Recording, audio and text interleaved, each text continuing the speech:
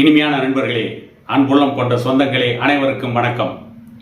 இன்று காலை தேனியிலே ஒரு தங்கும் விடுதியில் தங்கியிருந்த சாராய சங்கர் சவுக்கு சங்கரை கோவை 0 கிரைம் பிரான்ச் போலீசார் ஒரே அமுக்காக அமுக்கி குண்டு கட்டாக தூக்கி கைது செய்து கோவைக்கு கொண்டு வந்திருக்கிறார்கள். கோவைக்கு வருகின்ற வழியில் சவுக்கு சங்கரை கைது செய்து ஏற்றி கொண்டு வந்த வாகனம் வேறொரு வாகனத்தின் மீது மோதி விபத்துக்குள்ளானது. அந்த விபத்திலே சவுக்கு சங்கருக்கு காயம் ஏற்பட்டதாகவும் அதற்கு அருகிலே இருந்த மருத்துவமனையில் சிகிச்சை அளித்து மீண்டும் கோவைக்கு கொண்டு சென்று சவுக்கு சங்கரின் மீது 5 பிரிவுகளின் மீது வழக்கு தொடுக்கப்பட்டிருக்கிறது என்று செய்தி வந்து கொண்டிருக்கிறது. சவுக்கு சங்கரின் மீது சாட்டப்பட்டிருக்கின்ற குற்றச்சாட்டு போலீசாரை பற்றி தரக்குறைவாக பேசியதாகவும், பெண் போலீஸை பற்றி மிகவும் மோசமாக விமர்சனம் செய்ததாகவும் அவர் மீது வழக்கு பதிவு செய்யப்பட்டு பெண்கள் வன்கொடுமை தடை சட்டத்தின் கீழ் கைது செய்யப்பட்டிருக்கிறார் என்ற செய்தி வெளிவந்திருக்கிறது. கிட்டத்தட்ட அந்த பிரிவுகளின் மீது கைது செய்யப்பட வேண்டியவர்தான் இந்த சவுக்கு சங்கர். இந்த சவுக்கு சங்கர் எப்படிப்பட்டவர், எப்படிப்பட்ட வாய் வியாபாரி என்பது அனைவருக்கும் நன்றாகவே தெரியும். இவர் லஞ்ச ஒழிப்பு துறையில் வேலை பார்க்கின்ற பொழுதே பல முறைகேடுகளை செய்து லஞ்ச ஒழிப்பு துறையின் ரகசியங்களை வெளியிலே விற்பனை செய்த குற்றவாளி என்று பல தகவல்கள் வெளியாகி இருக்கிறது. லஞ்ச ஒழிப்பு துறையிலிருந்து சஸ்பெண்ட் செய்யப்பட்டதற்கு பிறகு அரசிடமிருந்து வேலை செய்யாமல் சம்பளம் வாங்கிய குற்றவாளி சவுக்கு சங்கர் என்பதும் அனைவருக்கும் நன்றாகவே தெரியும். இதில் இன்னொரு வேடிக்கை என்னவென்றால், இந்த சவுக்கு சங்கருக்கு ஆதரவாக ஒருவர் அறிக்கை விடுத்திருக்கிறார்.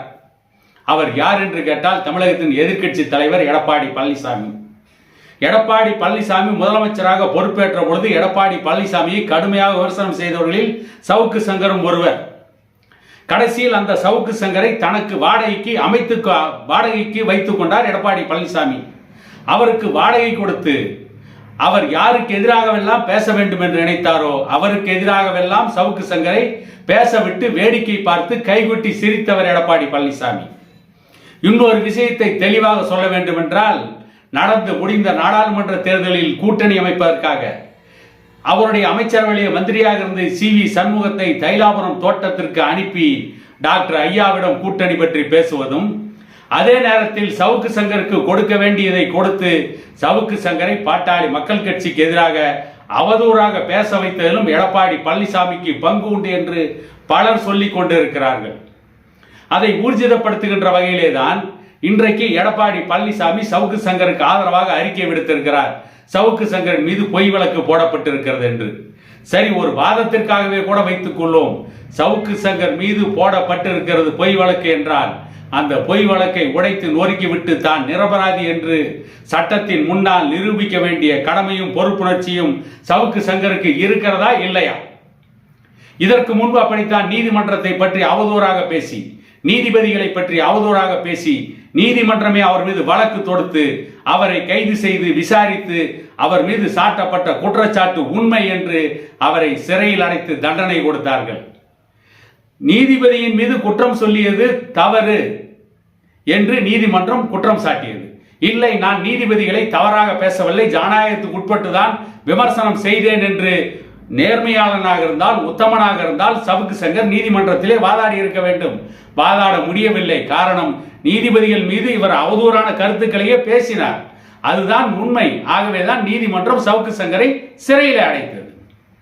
ஜெய்பீம் திரைப்படம் வெளிவந்து அந்த திரைப்படத்திலே வன்னியர் அக்னி கலசத்தையும் காடு வெட்டி கூறவர்களையும் அவமானப்படுத்திய பொழுது அவற்றுக்கு எதிராக எவ்வளவு கொக்கரித்தான் இந்த சவுக்கு சங்கர். சிவகுமார் குடும்பத்திற்கு ஆதரவாக எவ்வளவு முட்டு கொடுத்தான். ஜெய்பீம் திரைப்படத்திற்கு எவ்வளவு ஆதரவு கொடுத்தான். இன்னும் அநாகரிகமாக பேசினான்.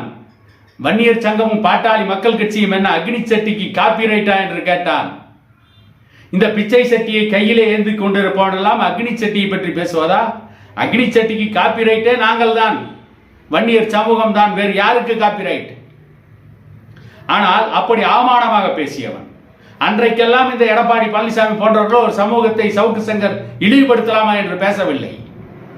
ஆனால் இன்றைக்கு எடப்பாடி பழனிசாமி சவுக்கு சங்கரை கைது செய்தவுடன் கூப்பாடு போடுகிறார். ஏனென்றால் வாடகை வாயன் உள்ளே போய்விட்டால் இவருக்கு ஆதரவாக யார் பேசுவது? இவர் சொல்வதெல்லாம் கேட்டு மற்றவர்களுக்கு எதிராக அவதூறு கருத்துக்களை எப்படி சவுக்கு சங்கர் பேசுவார்? எடப்பாடி பழனிசாமி பேசினால் அவர் மீது வழக்கு பாயும் அல்லவா? வழக்கிலிருந்து தப்பித்துக் கொள்ள வேண்டும், வேறு யாரையாவது மாட்டிவிட வேண்டும். ஆகவேதான் சவுக்கு சங்கருக்கு ஆதரவாக எடப்பாடி பழனிசாமி அறிக்கை விடுகிறார். நான் கேட்கிறேன், 2 நாட்களுக்கு முன்பு தீவெட்டிப்பட்டியில் ஒரு கலவரம் ஏற்பட்டது, ஒரு மோதல் ஏற்பட்டது. வன்னியர் சமூகத்திற்கும் தலித் சமூகத்திற்கும் மோதல் ஏற்பட்டது. விடுதலை சிறுத்தைகள் கட்சியை சார்ந்தவர்கள் திட்டமிட்டு, சிலர் கஞ்சா போதையில் வந்து திட்டமிட்டு அந்த கலவரத்தை, அந்த மோதலை உருவாக்கினார்கள். அந்த மோதலின் பின்னணியில் அதிமுகவின் முன்னாள் மாவட்ட கவுன்சிலர் சுந்தரராஜன் என்பவருக்கு சொந்தமான தங்க நகைக்கடையை தீ வைத்து கொளுத்தியது விடுதலை சிறுத்தைகளுடைய ஆதரவாளர்களாக கஞ்சாவை அடித்து விட்டு வந்து தகராறு செய்தவர்கள் தானே. இன்றைக்கு சவுக்கு சங்கருக்கு இவ்வளவு கூப்பாடு போடுகின்ற எடப்பாடி பழனிசாமி, சவுக்கு சங்கருக்கு ஆதரவாக அறிக்கை விடுகின்ற எடப்பாடி பழனிசாமி ஏன் அவருடைய கட்சியை சார்ந்த மாவட்ட கவுன்சிலருடைய நகைக்கடை தீ வைத்து கொளுத்தப்பட்டதற்கு பிறகு அமைதியாக இருந்தார்?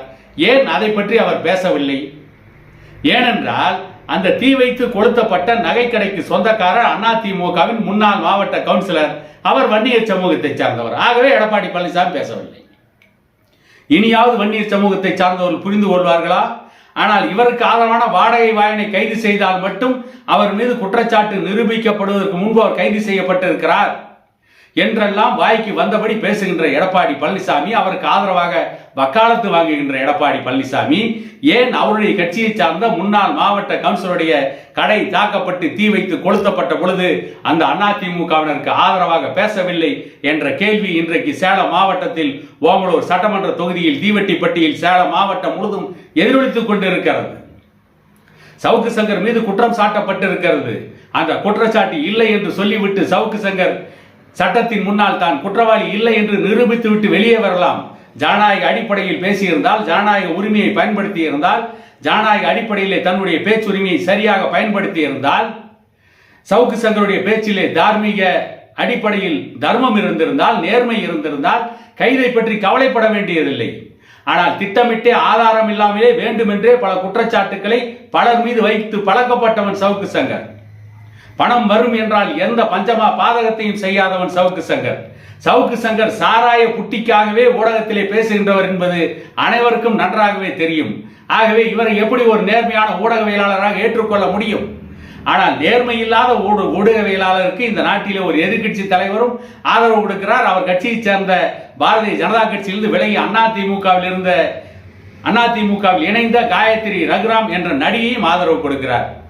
எவ்வளவு மோசமான ஒரு நாட்டிலே வாழ்ந்து கொண்டிருக்கிறோம், எப்படிப்பட்ட மோசமான அரசியல்வாதிகள் எல்லாம் இந்த தமிழ்நாட்டிலே இருக்கிறார்கள் என்பதற்கு இதுவெல்லாம் ஒரு மிகப்பெரிய உதாரணம் என கூறி இன்னொரு காணொலியில் உங்களை சந்திக்கும் வரை உங்களிடமிருந்து விடைபெறுவது உங்கள் எடப்பாடி துரைசாமி.